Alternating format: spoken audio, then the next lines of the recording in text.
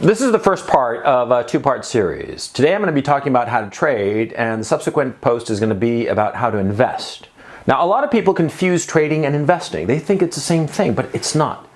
It's not. It's very important that you understand the difference between the two. Okay? First of all, what is a trade? A trade is when you buy some asset at a particular point in time and at a particular price, and then you hold that asset until you sell it at a later point in time and at a different price, hopefully a higher price. Now, that difference in price is your profit, right? While you hold that asset is not producing any income for you. That's a trade.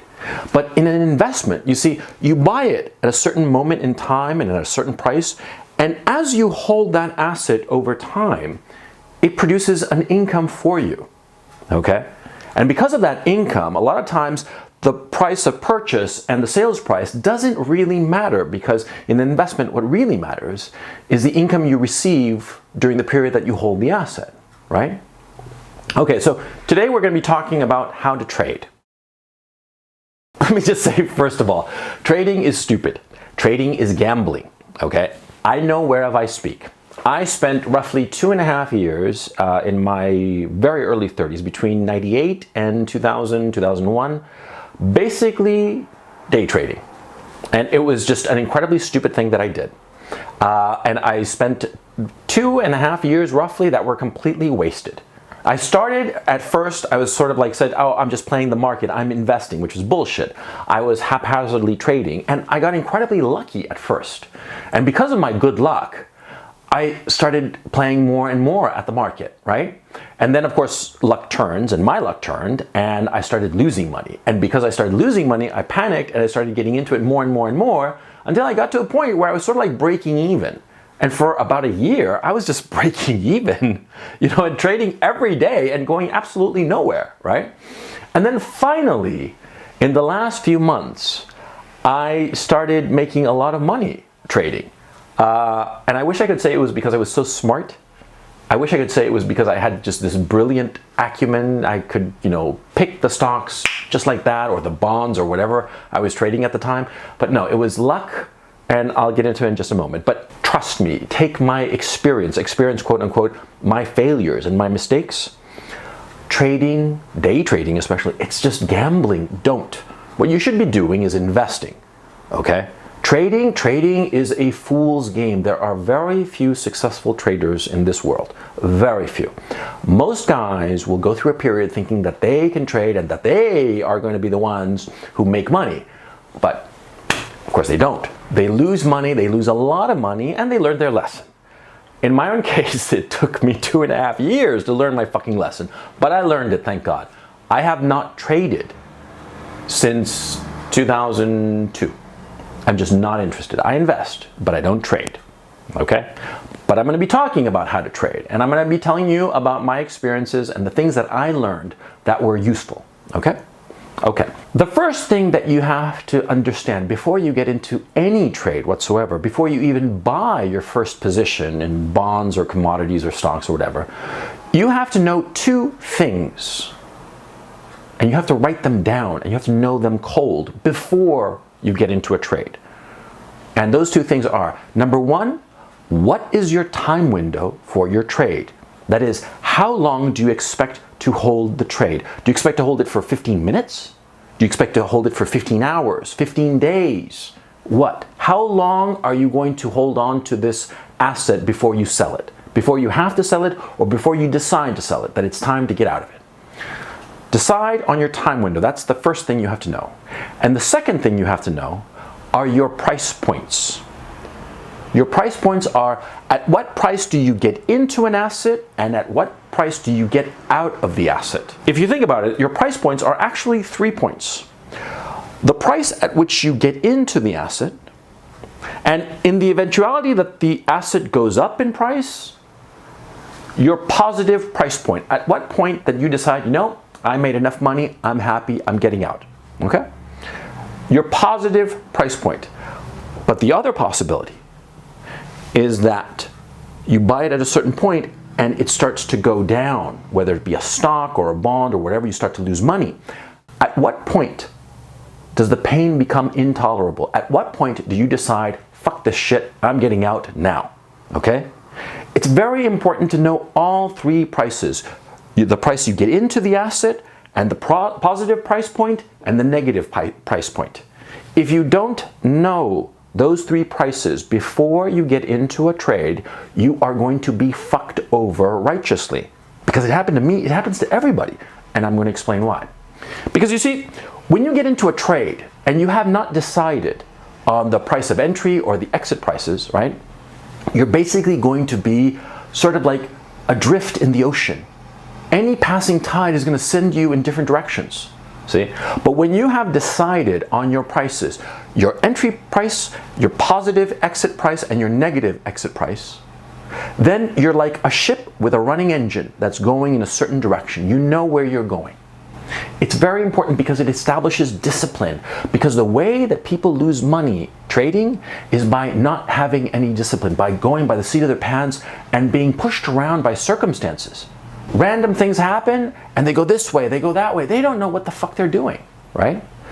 Having these 4 bits of information, your time window, your entry price, your positive exit price, your negative exit price. Having these 4 bits of information clearly in your mind will save you a ton of trouble, okay?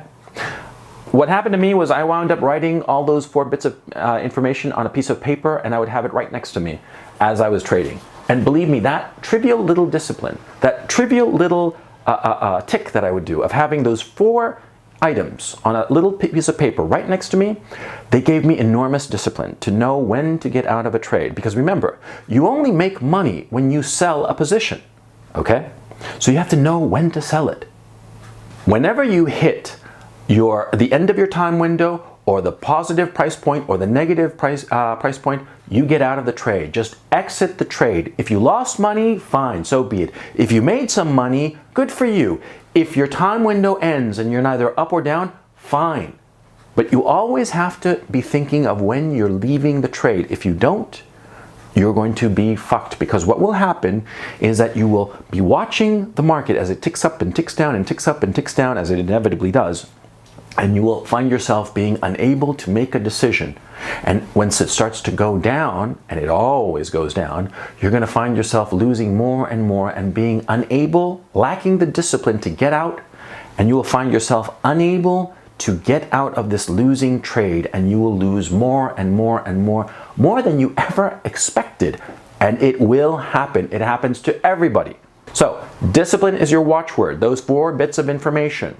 Your time window, your entry price, your positive exit price, your negative exit price, okay? The next rule, and this is a very, very good rule that stood me in good stead during the time that I was more or less successful at trading, is the 10% rule. The 10% rule is, in everything, think of 10%. You have X amount of money, never put more than 10% into one given trade. You get into a trade and you're trying to decide at what point you exit it. Think of, if you are 10% positive or 10% negative, that's your exit or sales point, okay? 10% is a great number because it's nice and round. And if you are fortunate enough to earn 10% in any given trade, you're going to be a happy camper. And if you, by chance, lose 10% on any given trade, it's going to hurt, but it's not going to be the end of the world. That's why, for instance, if you have $75,000 to invest in trades, you never bet more than 10% of that total amount of money on any one given trade. $75,000 is your total pie to play with. You never bet more than $7,500. That way you limit your exposure, okay? Discipline. Discipline is your watchword, okay? Never think that you're clever. Always understand that you are lucky, because trading is a game of luck.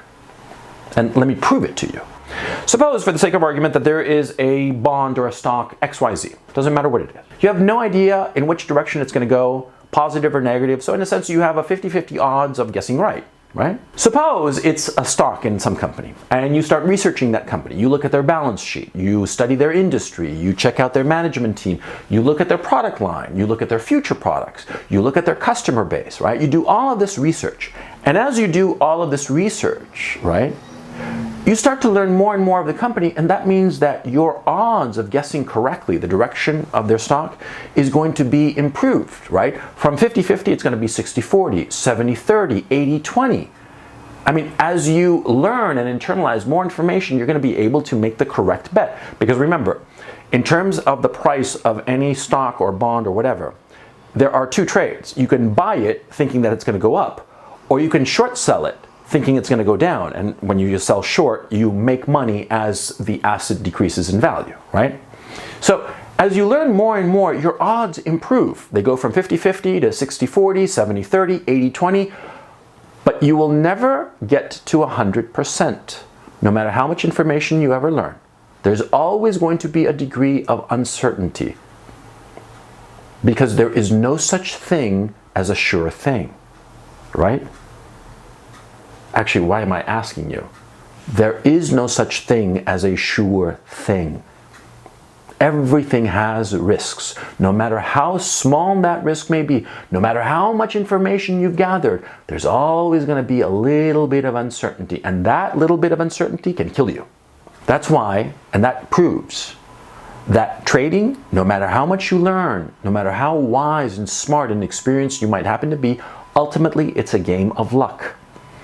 And if you keep on playing, eventually, you are going to start to lose, and you can lose big unless you're disciplined. Now, a lot of people who get into trading, such as myself, we start to study about trading, and we start to study successful traders. And one of the most successful traders, stock traders of all time, was Joseph P. Kennedy Sr. Joe Kennedy was an awful human being in so many regards. I mean, he was really a son of a bitch, right?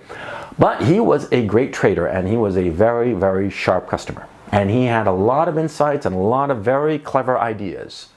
And one thing that he talked about was how it was that he emerged unscathed from the 1929 crash.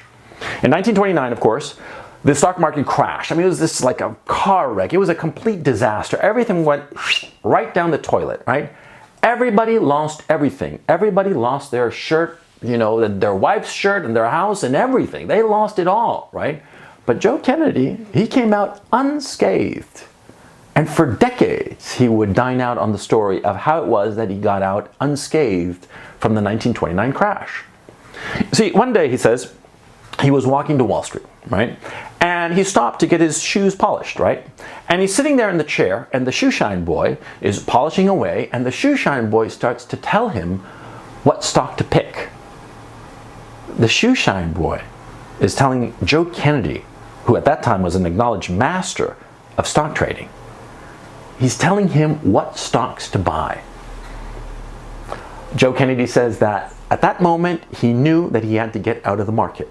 He said, when the shoe shine boy is giving you stock tips, you know you have to get out. When everybody is talking about some trade, whenever something, it appears on the cover of a magazine, you turn on the TV and they're talking about some asset or something or other, that's when you know you have to get out of it. That's when you know that the market has peaked. That's when you know that you have to run for the exit, because in short order, everybody else is also going to be running for the exits. And there's going to be a fucking stampede. And if you're not clever, if you're not the first, you're going to get trampled. When the shoe shine boy is giving you stock tips, it's time to leave. The final bit of advice that I would give, okay, is something really, really obvious, but few people pay attention, okay? And it's really simple. It's never sell for top dollar. And that's the bit of advice. Never sell for top dollar. Like I said before at the beginning of this, decide on your entry price and your exit price. Decide how much profit you'd be happy with and stick to that number. Never wait for top dollar. Now the reason is very simple. You never know when it's top dollar. The stock market or the bond market or any market whatsoever, it's sort of like going on a roller coaster in the dark. You have no idea when you're reaching the top or when you're reaching the bottom. You're just too confused. You're going moment to moment. Retrospectively, you can tell, oh, that was the moment when the market peaked. That was the moment when the market troughed. But you're never going to know when you're in that moment. Therefore, you can never sell for top dollar because you never know when top dollar is.